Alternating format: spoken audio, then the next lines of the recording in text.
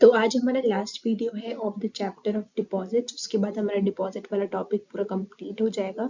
तो इस वीडियो में कुछ छोटे छोटे जो रिमेनिंग टॉपिक्स हैं वो मैंने कवर करे हैं। तो चलो स्टार्ट करते हैं। फर्स्ट टॉपिक है repayment of deposit accepted before commencement of the companies act 2013। तो ये बिल्कुल भी रेलेवेंट सेक्शन नहीं है अभी के लिए अपना, क्योंकि ये बहुत ही पुराना सेक्शन है, मतलब ऑब्सोलीट हो चुका है एक तरह से, क्योंकि जब कंपनीज एक्ट नया नया आया था ये तब का सेक्शन है। ठीक है। तो जब ये कंपनीज एक्ट आया था तो जो कंपनीज ने amount of deposit interest which remains unpaid on commencement और बिकम ड्यू देयर आफ्टर।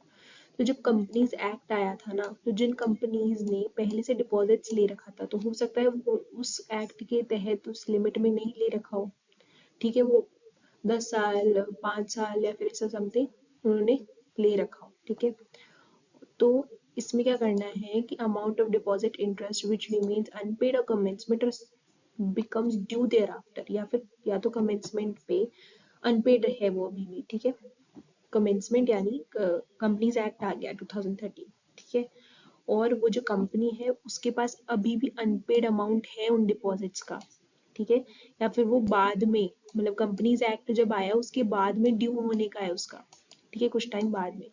तो वो क्या करेगी, कंपनी फाइल करेगी with registrar amount of such deposit along with other relevant information.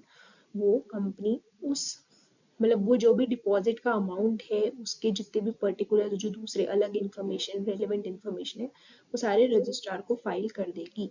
ठीक है। और फिर रीपे कर देगी वो within 3 years from the date of commencement. तो जैसे कंपनीज एक्ट 2013 आया, ठीक है, जब वो कमेंस हुआ उसके 3 साल के अंदर अंदर, उसके आगे से 3 साल के अंदर अंदर वो कंपनी कर देगी, रीपे कर देगी वो अमाउंट, या फिर on expiry of such deposit. या हो सकता है कि 3 साल से पहले उसकी ड्यू डेट आ रही हो। ठीक है, उन डिपॉजिट्स की रीपेमेंट की ड्यू डेट पहले ही आ रही हो। ठीक है, तो वो तब कर देगी विच एवर इज अर्ली। ठीक है। पर ट्राइब्यूनल में allow further time to repay the deposit. अगर कंपनी रिक्वेस्ट करती है ट्राइब्यूनल को कि हाँ हमें थोड़ा और टाइम चाहिए डिपॉजिट्स को रीपेमेंट करने के लिए, हमारे पास अभी अवेलेबल नहीं है, तो ट्राइब्यूनल दे सकती है। तो ये हमारे सेक्शन 74 था। ये काफ़ी इलॉजिकल सा सेक्शन है अभी हमारे लिए, पर फिर भी आपको इसको लर्न करना चाहिए एक बार कि कंपनी क्या करेगी। बहुत ही सिंपल सा सेक्शन है, इसको एक बार समराइज करें तो कंपनीज जिन्होंने पहले से डिपॉजिट एक्सेप्ट कर रखे हैं वो एक बार है ना सारा जो अमाउंट है, जितना भी अनपेड अमाउंट है या फिर जो ड्यू होने वाला है, वो रजिस्ट्रार को फाइल कर देगी क्या अमाउंट है, क्या अदर रिलेवेंट इंफॉर्मेशन के साथ, और वो फिर रीपे कर देगी with in 3 years from the commencement या फिर ड्यू डेट में विच एवर इज अर्ली। ठीक है। नेक्स्ट है पेनल्टी फॉर सेक्शन 74। जो भी अपन ने जो भी अपन ने पिछला सेक्शन पढ़ा उसकी पेनल्टी क्या है अगर कंपनी ऐसा नहीं करती। ठीक है, कंपनी फेल हो गई पे करने में विद इन 3 years, जो भी अपन ने लिमिट पड़ी, या फिर ड्यू डेट पे विच एवर इज अर्लियर, या तो ओरिजिनल टाइम पे या एक्सटेंडेड टाइम पे, या वो ट्रिब्यूनल के पास गई होगी कि भाई हाँ हम एक्सटेंड करवा दो टाइम, हमें हम पे नहीं कर सकते, वो ओरिजिनल टाइम पे नहीं कर पाई या फिर वो एक्सटेंडेड टाइम पे नहीं कर पाई। ठीक है, तो उसको फाइन लगेगा कितना, मिनिमम 1 करोड़ और मैक्सिमम 10 करोड़। ठीक है। और ऑफिसर इन डिफॉल्ट को कितना लगेगा, मिनिमम 25 लाख, मैक्सिमम 2 करोड़, और इम्प्रिजनमेंट अप टू 7 years भी हो सकता है उसको। ठीक है, तो ये हमारी पेनल्टी है जो हमको सिंपली याद रखनी है, इसमें से कुछ समझाने वाला है नहीं। नेक्स्ट है pre payment of deposits rule 15। तो इस सेक्शन में बेसिकली क्या है, अगर कोई डिपॉजिटर चाहता है, उसको पैसों की रिक्वायरमेंट है और वो चाहता है कि अभी तक उसके डिपॉजिट मैच्योर नहीं हुए पर उसको पैसे चाहिए, ठीक है, तो अपने डिपॉजिट्स वापस से रिक्वेस्ट कर सकता है कि मुझे अभी पेमेंट चाहिए।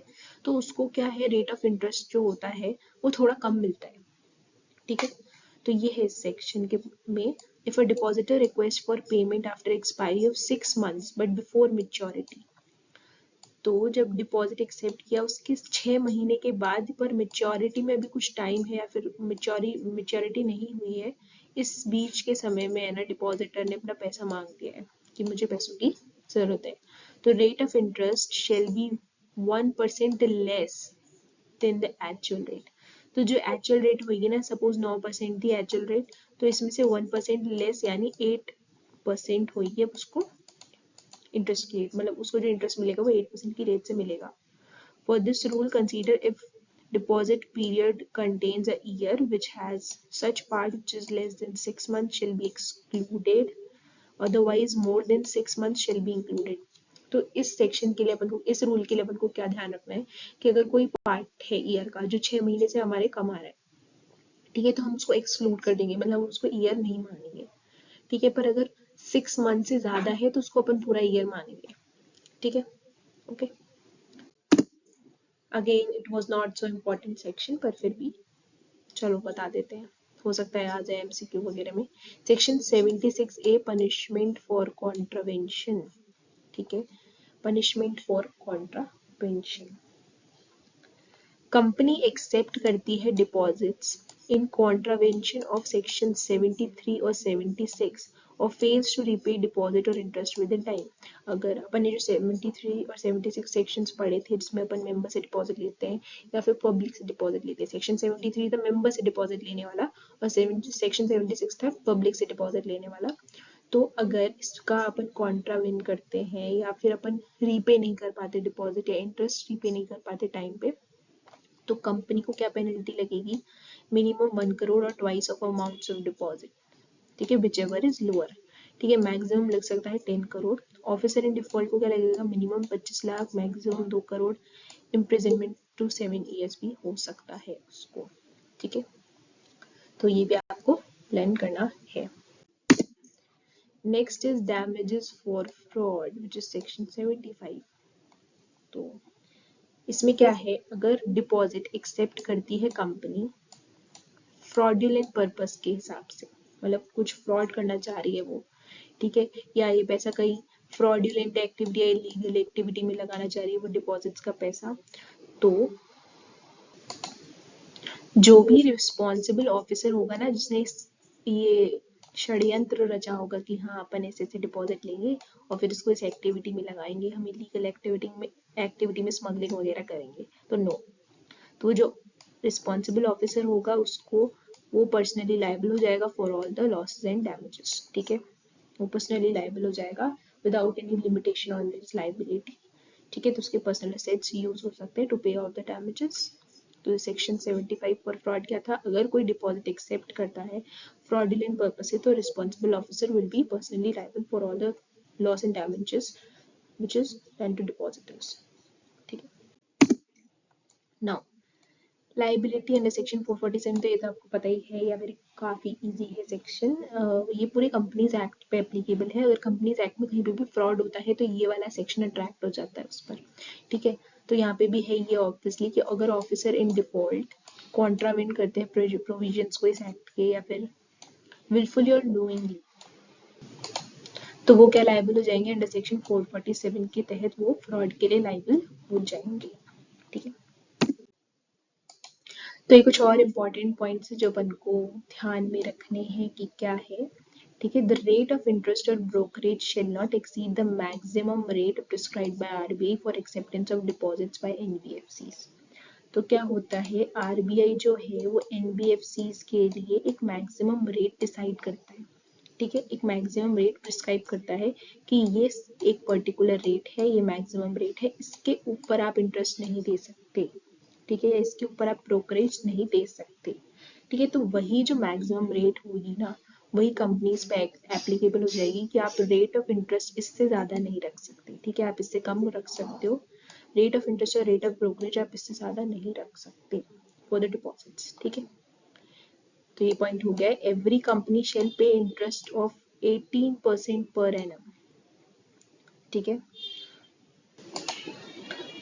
for the deposits where for the period where deposits matured but remained unpaid। तो क्या होता है कि अगर आप डिपॉजिट्स रीपे नहीं कर पाए पर उनकी मेच्योरिटी हो चुकी है तो कंपनी को किस रेट से इंटरेस्ट पे करना पड़ेगा, 18% पर एनम की रेट से, ठीक है। तो ये नॉर्मल सा पॉइंट है, ठीक है। नेक्स्ट है brokerage can be paid only to a person who is authorised by the company to solicit deposits on its behalf and through whom deposits are actually procured। तो ब्रोकरेज क्या है, सिर्फ उसी पर्सन को अपन पे कर सकते हैं जो कंपनी ने ऑथराइज कराए कि हाँ, या फिर उसके ही थ्रू अपन ने डिपॉजिट एक्सेप्ट करे, वो ही लाया है अपने पास, वो ब्रोकर जो है वही अपने पास डिपॉजिट्स लेकर आया है, तो उसी पर्सन को अपन ब्रोकरेज पे करेंगे। ठीक है, तो यहीं पे अपना वीडियो पूरा कंप्लीट होता है। पूरा अपना एक्सेप्टेंस ऑफ डिपॉजिट अपन ने अच्छे से देख लिया है, रिवाइज कर लिया है या फिर लर्न कर लिया, जो भी जिस भी पर्पज से वीडियोस को देखो। तो यहाँ एक पूरी प्लेलिस्ट बना दी जाएगी हमारे चैनल पे, जहाँ पे आप देख सकते हैं कि एक्सेप्टेंस ऑफ डिपॉजिट्स का पूरा अलग से बना जाएगा। तो वहाँ से आप पूरा चैप्टर विद फ्लो देख सकते हैं। और थैंक्स फॉर वॉचिंग। अगर आपको वीडियो अच्छा लगा हो तो प्लीज़ वीडियो को लाइक करिए, चैनल को सब्सक्राइब करें।